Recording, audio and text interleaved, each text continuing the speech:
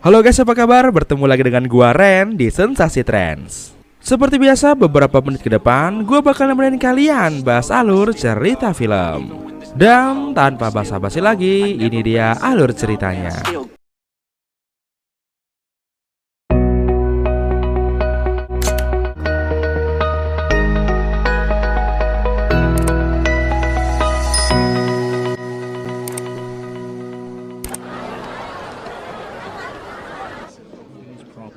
Which divide us.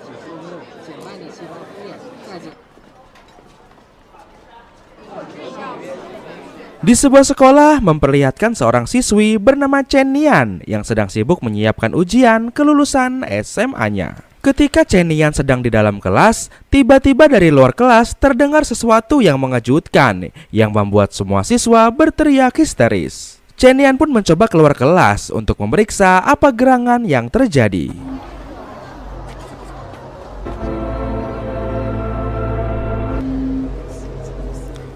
Dan betapa terkejutnya ia melihat teman sekelasnya yang bernama Xiaodi telah meninggal. Diduga Xiaodi menghabisi dirinya sendiri dengan terjun dari atap sekolah. Namun sangat disayangkan, dari semua banyak siswa di sana tak ada satupun yang peduli dengan Xiaodi. Dan hanya Chen Nian lah yang mau menghampiri Xiaodi dan menutup tubuh Xiaodi dengan jaket miliknya.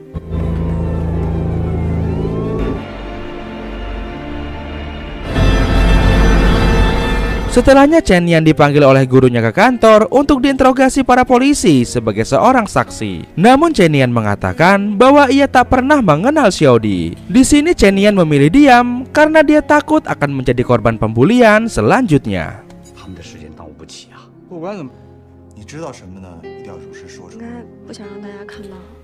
Setelahnya Chen Nian kembali ke kelasnya. Namun saat mau duduk, ia melihat cairan merah di atas kursinya. Karena tak ada pilihan lain, Chen Nian pun terpaksa menduduki cairan merah itu.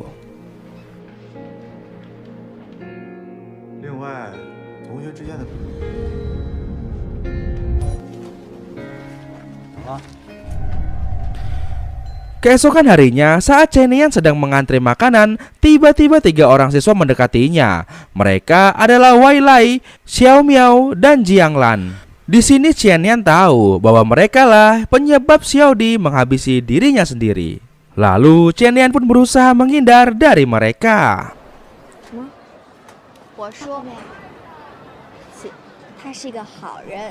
Saat perjalanan pulang, diam-diam mereka bertiga mengikuti Chen Nian dari belakang. Karena pada waktu itu Chen Nian menaruh jaket di atas tubuh Xiaodi, kini mereka bertiga menargetkan Chen Nian sebagai target pembulian selanjutnya. Dan dari belakang mereka langsung menyerang Chen Nian. Setelahnya Chen Nian sampai di rumah dan bertemu dengan ibunya. Ibu Chen Nian adalah penjual masker ilegal atau penjual masker palsu. Karena sering mendapatkan komplain dari konsumennya, kini ibunya tidak tinggal lagi bersama Chen Nian. Dan hanya sesekali ibunya datang ke rumah untuk menjenguk Chen Nian.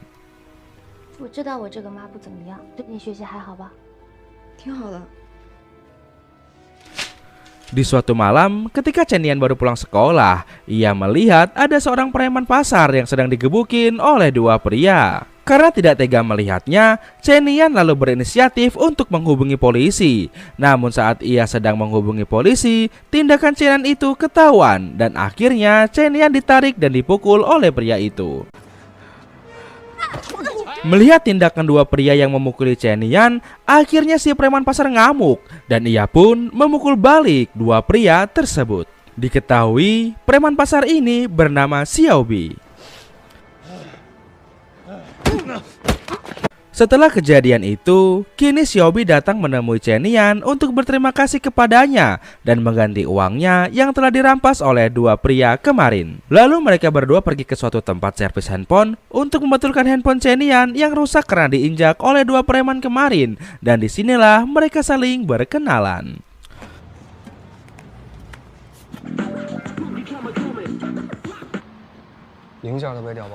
Saat sedang memperbaiki handphone, tiba-tiba Xiaobi berkata kepada Chen Nian seperti ini.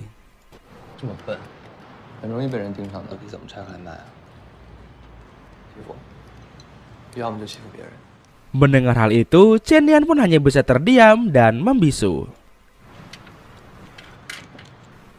Saat tiba di rumah, Chen Nian dikejutkan dengan beberapa poster yang menempel di dinding.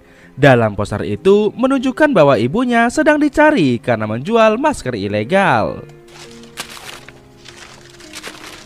Saat di kelas, ternyata Weilan sudah menyebarkan poster tentang ibu Chen Nian ke grup WhatsApp kelasnya. Dan akibatnya Chen Nian menjadi bahan ejekan teman-temannya.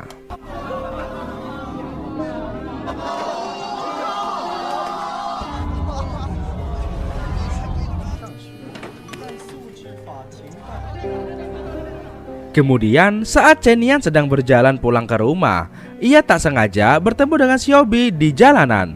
Lalu ia langsung naik motornya tanpa tahu akan pergi kemana.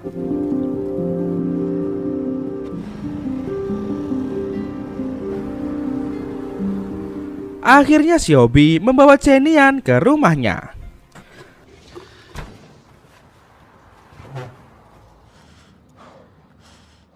Xiaobi mengira Chen Nian sedang ada masalah dalam percintaannya. Lalu Xiaobi menanyakan pertanyaan basa-basi kepada Chen Nian.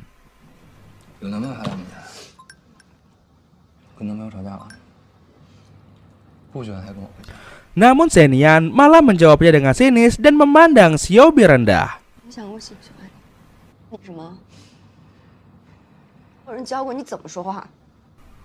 Dan tentu saja hal itu membuat Xiaobi menjadi marah.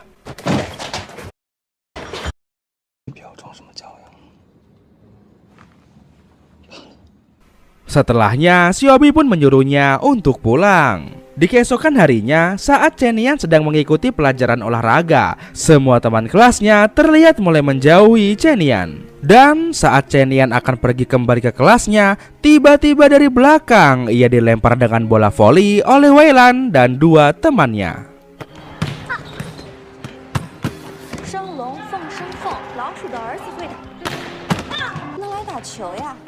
Chen Nian yang mulai kesal, ia berusaha melawan mereka, dan hal itu membuat Weilan tak terima.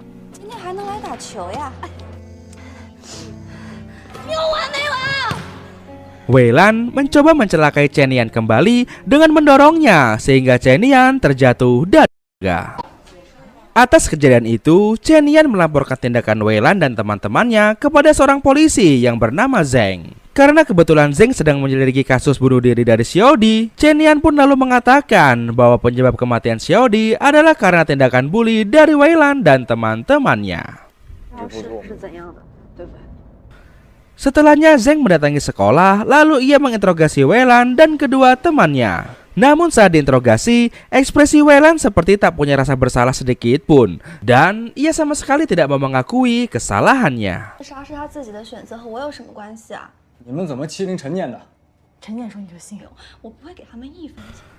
Setelah selesai menginterogasi, kini Opsir Zheng menyimpulkan bahwa penyebab Xiaodi bunuh diri dikarenakan sering dibully oleh Weilan dan teman-temannya. Namun, karena kurangnya bukti dan ditambah mereka masih di bawah umur, mereka bertiga pun akhirnya dibebaskan. Sedangkan pihak sekolah hanya memberikan hukum skors pada mereka.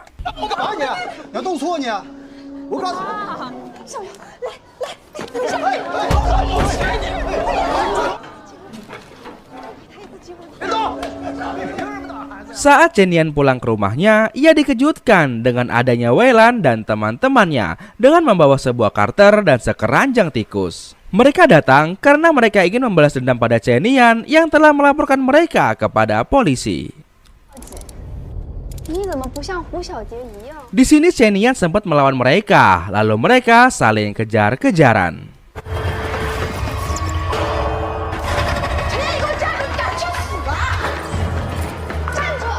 Chen Nian mencoba menelpon Opsir Zheng untuk meminta bantuan. Namun sayangnya Chen Nian belum mendapatkan jawaban darinya. Hingga sampailah di suatu tempat, Chen Nian bersembunyi di dalam tempat sampah.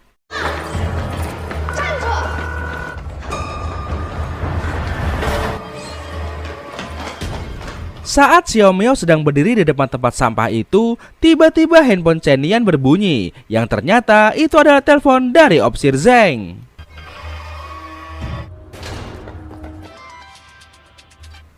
Xiao Miao mengetahui keberadaan Chen Nian, namun ia tak memberitahu kepada Weilan dan memilih pergi dari tempat itu. 有看到人吗？ 不好意思，我打错了。 Dan malam itu, Chen Nian tak berani pulang ke rumahnya. Ia lebih memilih untuk pergi ke rumah Xiao Bei. Ketika Xiao Bei datang, ia kaget dengan keberadaan Chen Nian yang tengah menunggunya di depan pintu. Setelah selesai membersihkan badan, di sini Chen Nian meminta kepada Xiao Bei agar mau melindunginya dari kelakuan jahat Wei Lai. Xiao Bei pun menanyakan alasan Chen Nian yang meminta perlindungan darinya. Padahal sebelumnya Chen Nian sempat memandang rendah Xiao Bei karena ia hanya seorang preman pasar. 你不是一直都瞧不起我吗？有可能是别的。小北意思。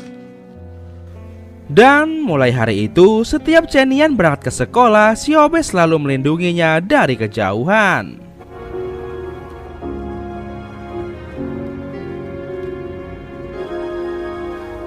Di suatu malam, saat Xiao Bei sedang berjalan, ia bertemu dengan Wei Lai dan di sini Xiao Bei mengancamnya agar tidak lagi menyakiti Chen Nian. Dan sejak saat itulah, Wei Lai tak lagi berani mengganggu Chen Nian. Ketika Chen Nian hendak pulang, tiba-tiba Xiao Miao menghampirinya dan bertanya tentang siapa seseorang yang telah melindunginya semalam ini. Karena saat ini ternyata Xiao Miao juga telah menjadi korban pembulian selanjutnya. 为什么会轮到我？是谁在保护你啊？他也可以保护。陪你走回家吧。 Namun Chen Nian tidak menjawabnya dan ia hanya mengantarkan Xiao Miao pulang. Kemudian Xiao Bei pulang ke rumah dengan membawa banyak makanan. Tak hanya itu, ia juga membawa banyak luka di tubuhnya. Melihat itu membuat Chen Nian sedikit khawatir padanya. Lalu mereka tidur bersama di ranjang karena Chen Nian tak tega melihat Xiao Bei yang penuh dengan luka. Wow. Menurut penonton, kira-kira apa yang bakal terjadi ya di jam 12 malam nanti? Hehehe, tulis di kolom komentar ya. Chen Nian menanyakan tentang latar belakang Xiao Bei, dan ternyata Xiao Bei sudah melakukan semua ini sejak usia 13 tahun. Karena saat itu ia ditinggal oleh ibunya karena ibunya memilih untuk pergi bersama biawak lain. 13岁开始，喜欢我，后来就认识一个男的。 Dan agar bisa makan, ia terpaksa harus bekerja dengan cara menjadi seorang preman pasar. 就开始打我。 Dan semenjak itulah ia tak pernah bertemu lagi dengan ibunya. Di saat Xiao Bei sedang bermain game, tiba-tiba para polisi datang karena mereka sedang mencari seorang tersangka pemerkosa berantai. Lalu Xiao Bei dan teman-temannya dibawa ke kantor polisi untuk dimintai keterangan. 想活命就闭嘴，想活命就闭嘴。认真点儿。都严肃点儿。 Sementara itu di rumah, Chen Nian mencoba menelpon Xiao Bei yang tak kunjung pulang. Di dalam sel, Xiao Bei sangat khawatir dengan keadaan Chen Nian. 是的，你以为你是网管啊？ Dan di hari itu, karena Xiao Bei tak kunjung pulang, akhirnya terpaksa Chen Nian pergi ke sekolah sendirian. Saat Chen Nian hendak pulang, tiba-tiba Xiao Miao datang menghampirinya dan mengajaknya ke suatu tempat. Ternyata ia menjebak Chen Nian, sebab di tempat itu ternyata sudah ada Wei Lai dan teman-temannya yang ingin menghabisi Chen Nian. Singkatnya Chen Nian pun dihabisi. Namun di tengah aksi itu tiba-tiba penghuni rumah melemparkan botol dan ia mengatakan kalau sudah melaporkannya ke polisi. Dan CCTV di sana merekam kejadian tersebut.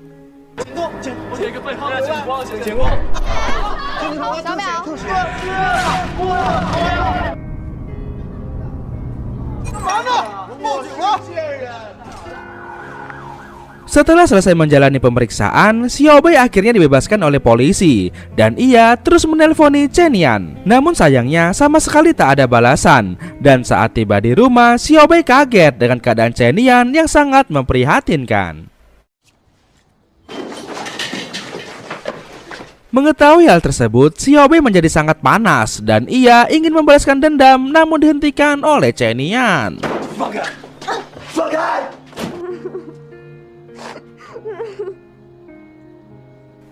Dan di malam itu, Xiaobei merapikan rambut Chen Nian yang berantakan.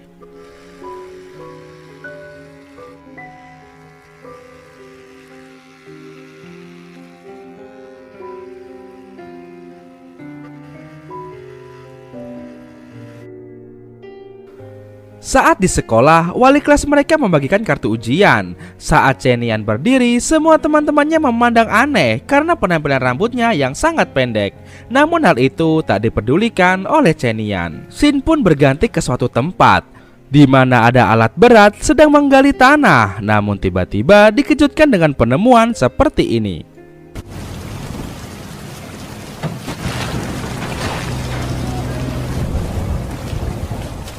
Kemudian tubuh wanita itu dibawa ke kantor forensik untuk diidentifikasi. Dan setelah diidentifikasi, ternyata tubuh itu adalah Wai Lai, ketua dari geng pembuli.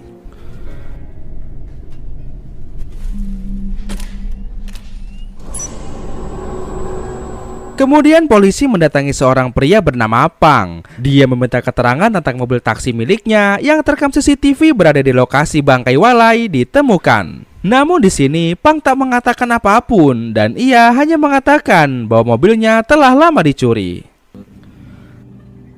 被偷了，我在医院，好多人都。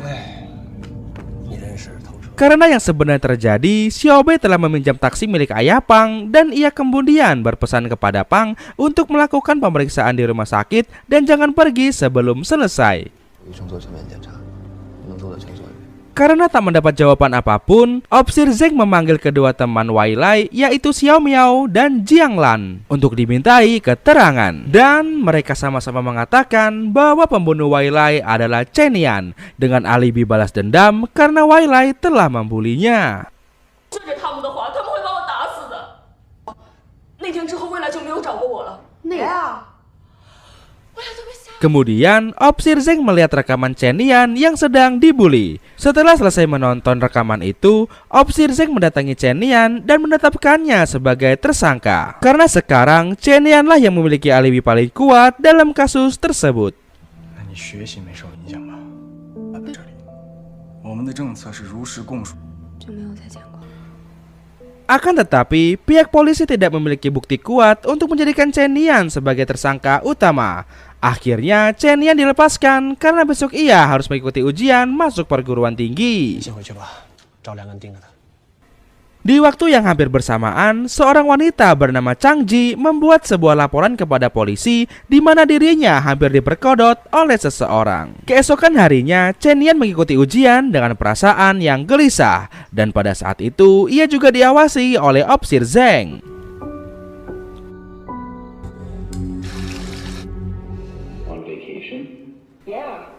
Saat perjalanan pulang, tiba-tiba ada seorang pria yang menarik dan membawa lari dirinya. Ternyata pria itu adalah Xiaobei. Karena Chen Nian sedang diawasi, Opsir Zeng dan rekannya langsung mengejar Chen Nian.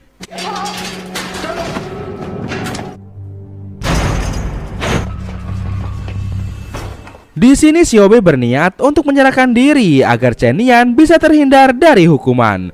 Xiaobei juga meminta agar Chen Nian mengatakan bahwa dirinya adalah seorang pemerkodok berantai yang memperkodok Wai Lai namun tak sengaja malah menghabisinya. Awalnya Chen Nian sempat menolaknya, namun karena Xiaobei terus memaksanya dan meyakinkan Chen Nian bahwa hukuman yang akan ia terima tidak akan lama karena dirinya masih di bawah umur.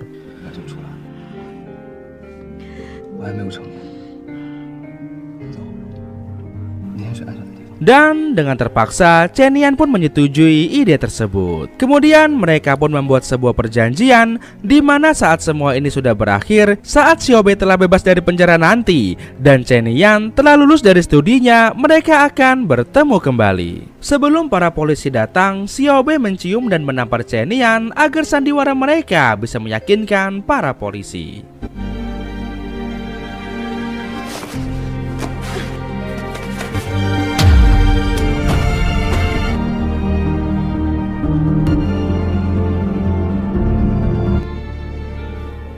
Setelahnya Xiaobei ditangkap dan dibawa ke kantor polisi, dan ia diinterogasi oleh Opsir Zeng untuk ditanyai alasan mengapa ia menghabisi Wailai. Xiaobei mengaku bahwa dirinya tak sengaja menghabisi Wailai karena ketika ia hendak memperkodotnya, ia malah memberontak dan sempat menggigitnya.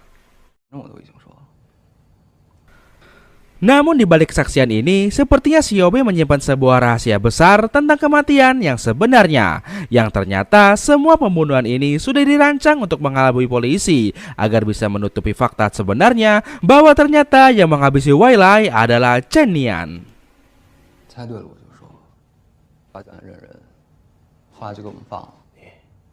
我们现在讲究的 Scene pun berganti menunjukkan flashback tentang kejadian yang sebenarnya, di mana malam itu Wailai meminta Chen Nian untuk memaafkan atas perlakuannya kepada Chen Nian.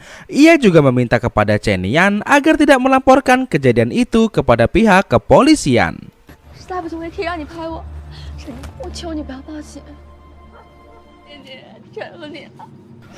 Namun karena tindakan Wailai sudah dianggap sangat keterlaluan, ia pun memutuskan untuk pergi tanpa menghiraukannya. Namun di sini Wailai terus mengikutinya tanpa rasa bersalah atas pembulian yang telah ia lakukan. 刚才见到我了吗？那咱俩报志愿别打交道，这辈子就太轻松了。轻松说就算了，那如咱俩正常发。 Akibat perkataan Wailai yang menyinggung ibu Chen Nian, tanpa sengaja Chen Nian mendorong Wailai sampai nyungsep dan koit. 你也可以帮你妈把债还了。 Chen Nian yang bingung harus berbuat apa, ia pun lantas mengadukan hal tersebut kepada Xiaobei. Dan disinilah pengorbanan Xiaobei kepada Nian dimulai. Xiaobei membuat sebuah rencana agar dirinya lah yang nanti akan dituduh sebagai orang yang menghabisi Wailai. Aksinya itu dimulai dengan mencoba memperkaos Wailai, lalu ia meninggalkan bukti cakaran pada tubuh Wailai. Semua itu dilakukannya hanya untuk melindungi Chen Nian agar ia terbebas dari tuduhan. Namun di sini Opsir Zeng masih mencurigai bahwa Chen Nian lah pelaku utamanya. Setelahnya, Opsir Zeng melakukan pemeriksaan CCTV jalanan. Lalu ia menemukan Xiaobei yang sedang mengikuti Chen Nian saat berangkat maupun pulang sekolah. Dan dari sini dia pun mendapatkan sedikit bukti. 那个会议室的方法。 Di malam harinya, polisi memanggil Chen Nian untuk diinterogasi. Di waktu yang sama, Xiaobei juga diinterogasi kembali di tempat yang terpisah. Tujuannya tak lain adalah untuk mencocokkan keterangan dari mereka berdua. Saat diinterogasi, polisi masih belum juga menemukan titik temu antara keduanya. Dan mereka sama-sama mengaku tidak saling mengenal. 报仇你们就杀了未来。要是这样的话，你放心吧。生活吗？所有人会联合起来整他。录我视频的人吗？别人是谁啊？ Saat Xiaobei dan Chen Nian dipertemukan, Chen Nian menampar wajah Xiaobei. Tujuan ia melakukan ini agar polisi percaya jika mereka benar-benar tidak saling mengenal.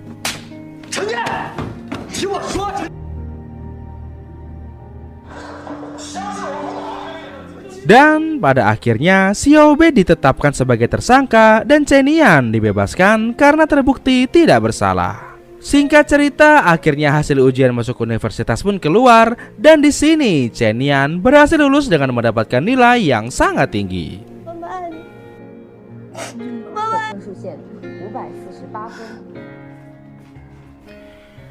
Hingga pada suatu hari, Opsir Zeng datang menghampirinya. Ia datang untuk menanyakan tentang perasaannya yang telah bebas dari tuduhan. Namun Chen Nian tak mengatakan apapun karena dia masih kecewa. Sebelum Opsir Zeng pergi, ia mengatakan kepada Chen Nian bahwa Xiaobei akan segera dijatuhi hukuman mati atas semua kejahatannya.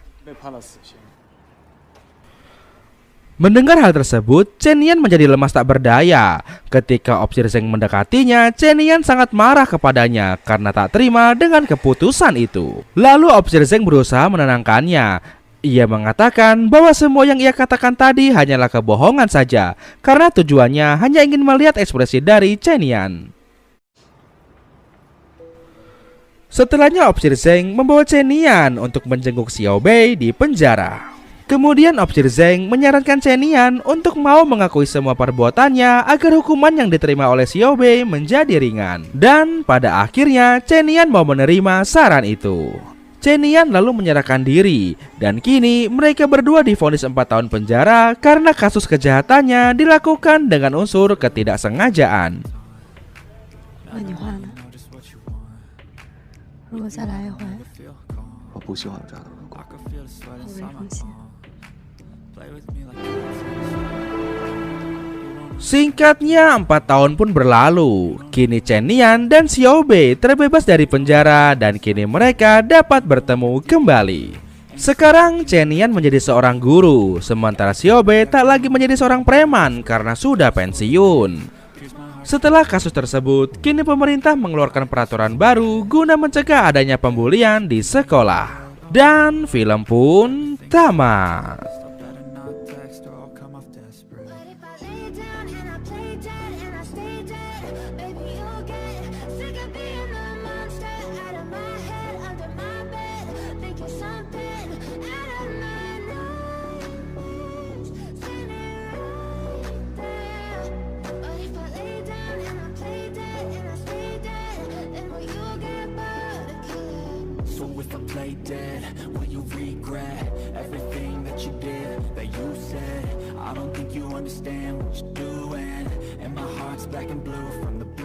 Wow, mantap juga nih film guys.